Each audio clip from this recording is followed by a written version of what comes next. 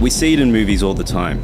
Killer asteroids heading towards Earth, threatening to wipe out the entire human civilization. But by the end of every movie, most of us never consider the very real possibility of that actually happening.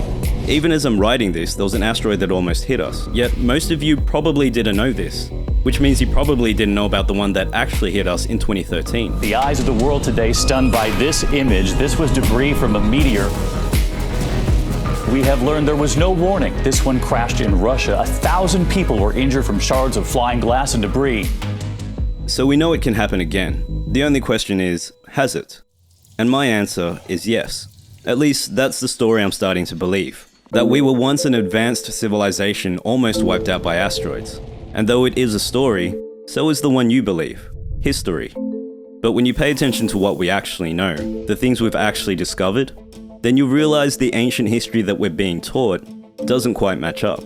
Like these massive stone walls in Cuzco, Peru. Each one of these blocks weighs up to 80 tons, which is the weight of 50 cars. History tells us that the Inca Empire not only cut these perfectly to fit together, but also moved and somehow stacked them on top of each other without modern machinery. Not even wheels and pulleys, just rope. This is how we do the same thing now.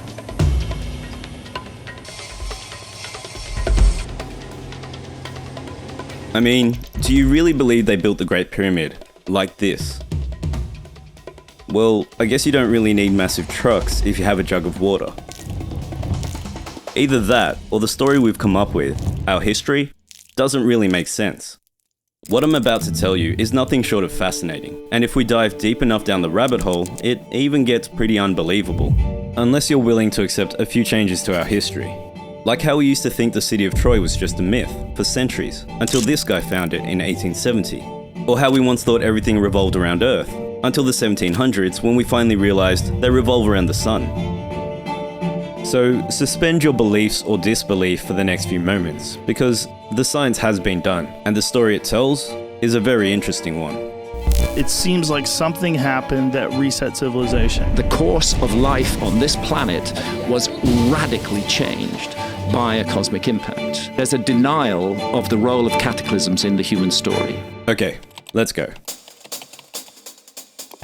History tells us 65 million years ago there were dinosaurs, until a large asteroid hit the Earth, which resulted in a massive dust cloud that blocked the sun and caused a drastic drop in temperature. This in turn wiped out the dinosaurs and 75% of all life on Earth. Then, the Earth cycled through periods of hot and cold as different plant and animal species came and went, until eventually 300,000 years ago in Africa, we made our appearance, Homo sapiens. As early humans, we lived in small nomadic groups and survived by hunting and gathering for the next few 100,000 years. Until around 50,000 years ago, when we migrated into different regions of the world, slowly developing new cultures and technologies as the years went on. Eventually, we advanced to a level that saw the emergence of the first ancient civilizations. We developed complex systems of governance, writing, mathematics, astronomy, and medicine, which led to the creation of more proficient tools and technology, and eventually gave rise to megalithic constructions like the Sumerian ziggurats, the temples of Malta, and the pyramids of Giza. Just a few of the many awe-inspiring structures that human civilization managed to build without the use of modern machinery. Or did they? Take a look at these Egyptian limestone blocks that have been cut and placed around the Great Pyramid of Giza. Look at how precise those cuts are. They're so precise that you can't even fit a card between them. And we're supposed to believe that ancient Egyptians somehow achieved this with nothing but these bronze and copper tools? Maybe, but when this theory was put to the test, it left a lot to the imagination. In order to do this, you lay the chisel against the stone at an angle, position the mallet, and then strike. Quite hard blows, and you will see big chips of stone coming away. And that's just a block of limestone. Imagine trying that on granite, a much harder material also heavily used in constructing the pyramids. Not only that, but some of these 100-ton stone blocks were supposedly transported 500 kilometers or 300 miles through the desert sand, over large rocky hills, and across the Nile River without modern technology.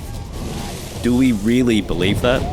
Well, if you do, you'll probably believe these huge circular saw marks left on this ancient block of stone aren't the markings of advanced machinery, but simply evidence of master builders at work. Master builders who seem to have forgotten their mastery at some point, as they went from precision cutting to precision nothing. Or more notably, based on the fact that after building the Great Pyramid of Giza, the quality, accuracy, and size of the pyramids that followed only got worse.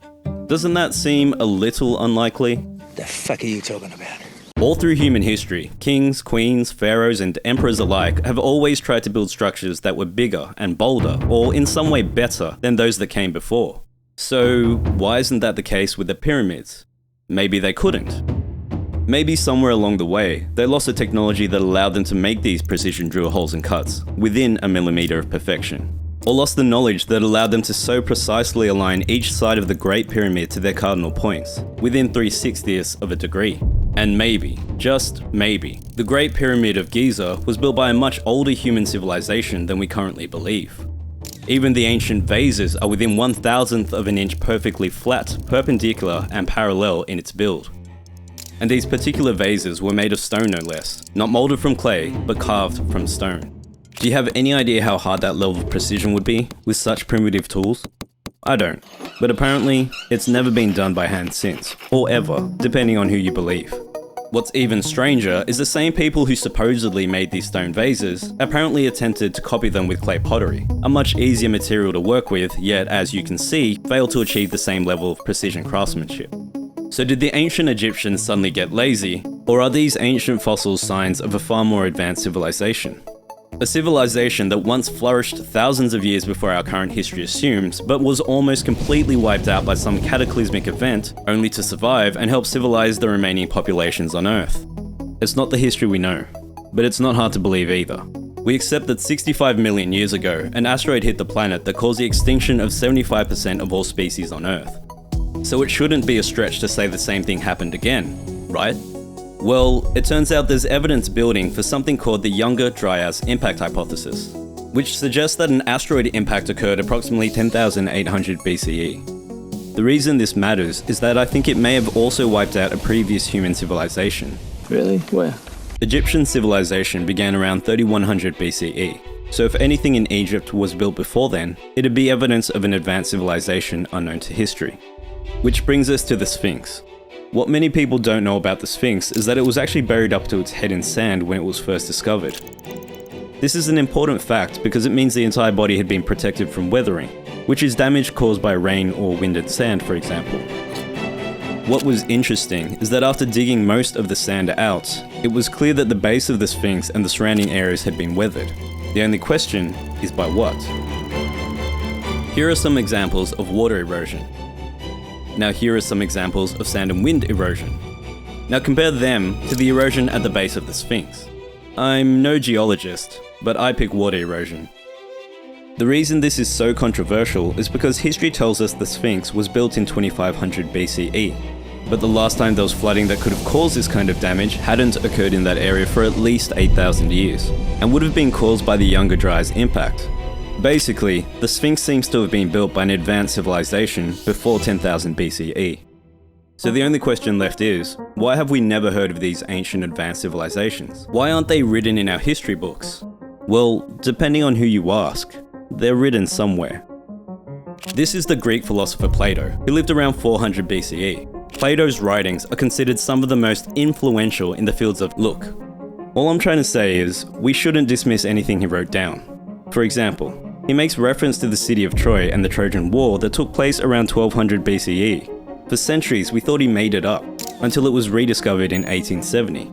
And the reason I'm telling you this is because Plato writes about another city that we're yet to find, but you may also be familiar with.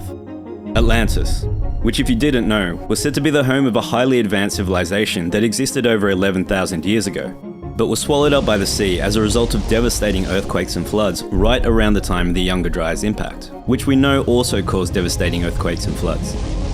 Coincidence? I think not.